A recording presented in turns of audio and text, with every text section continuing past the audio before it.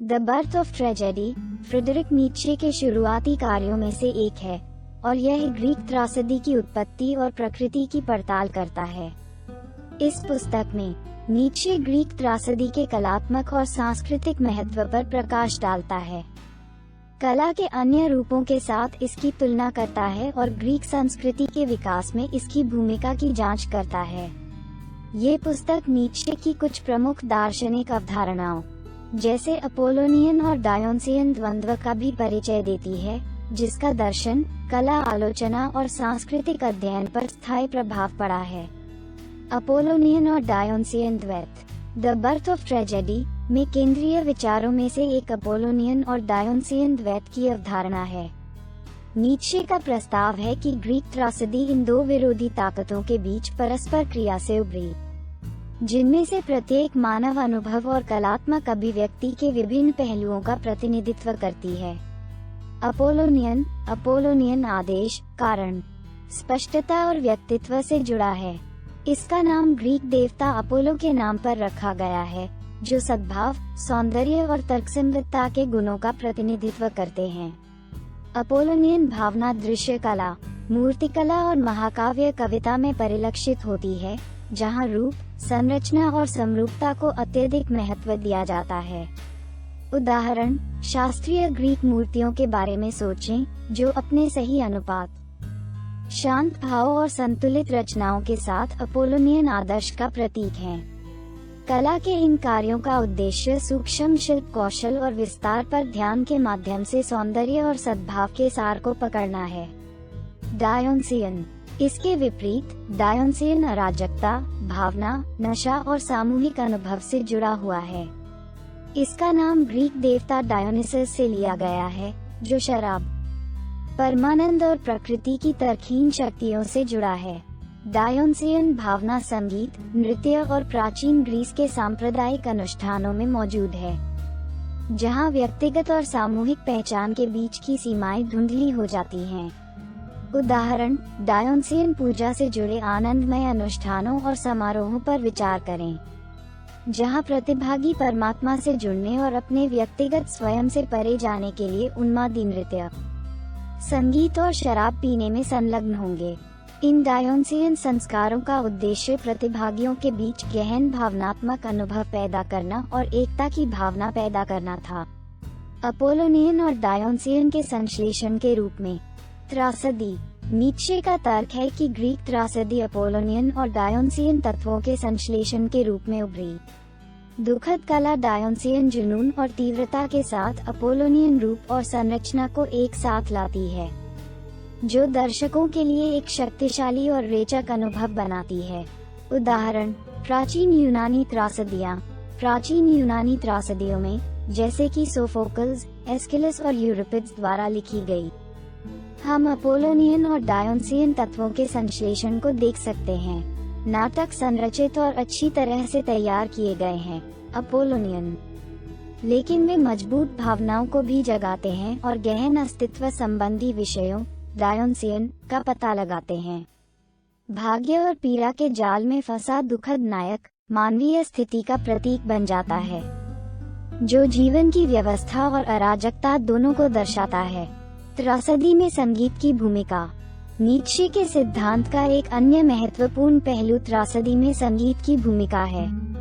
वह संगीत को डायोनिसियन की सबसे शुद्ध अभिव्यक्ति के रूप में देखते हैं, जो अवर्णनीय को व्यक्त करने और भाषा और तर्कसंगत विचार की सीमाओं को पार करने में सक्षम है।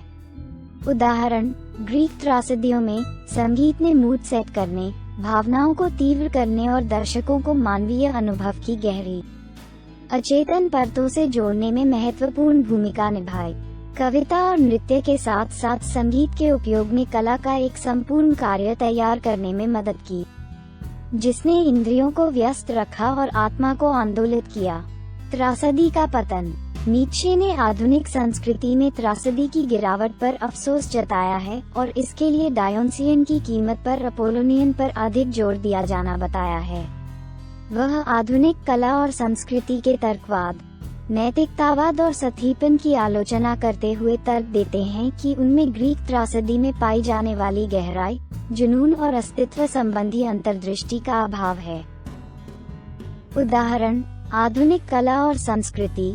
ग्रीक त्रासदी की समृद्ध और जटिल दुनिया के विपरीत आधुनिक कला और संस्कृति अक्सर सतही सुंदरता, व्यावसायिक सफलता और तत्काल संतुष्टि को प्राथमिकता देती है।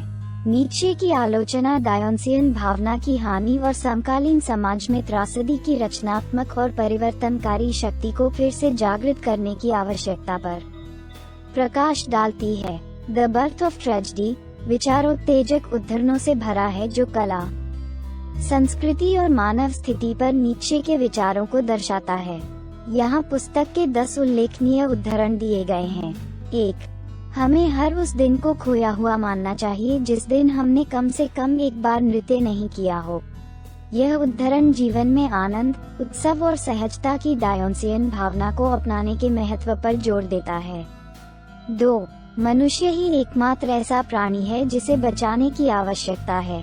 नीत्शे मानवीय स्थिति और पीड़ा, अस्तित्व संबंधी चिंता और अर्थ की खोज के साथ हमारे निरंतर संघर्ष को दर्शाता है। 3.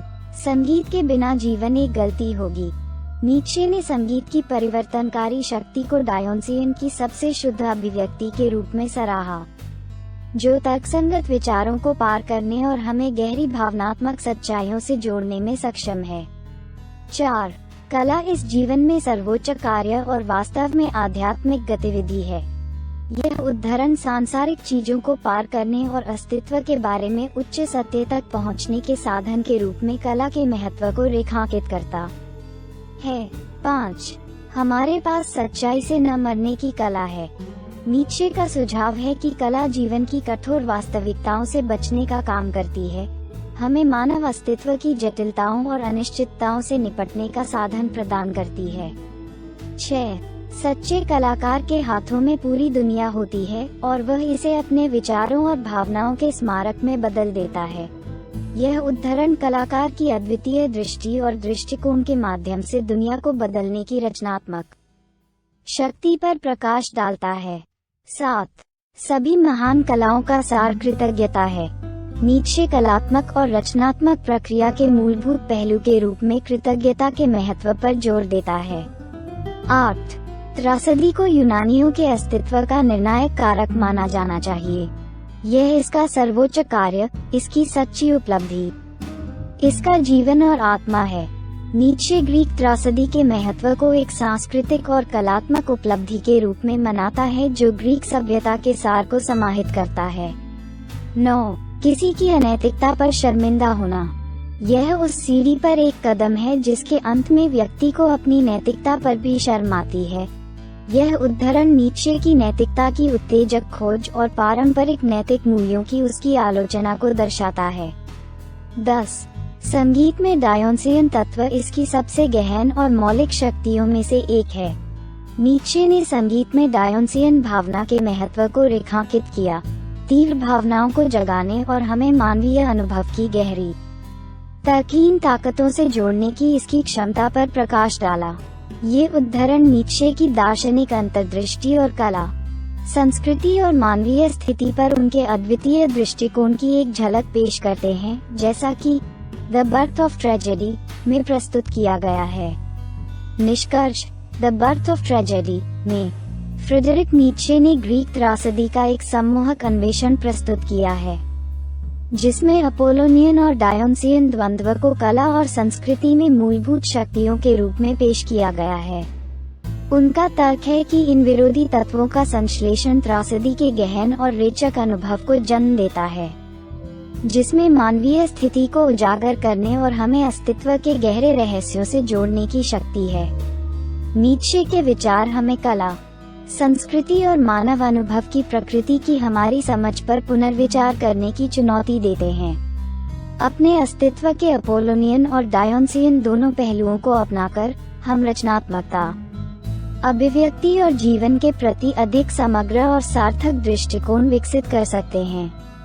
धन्यवाद।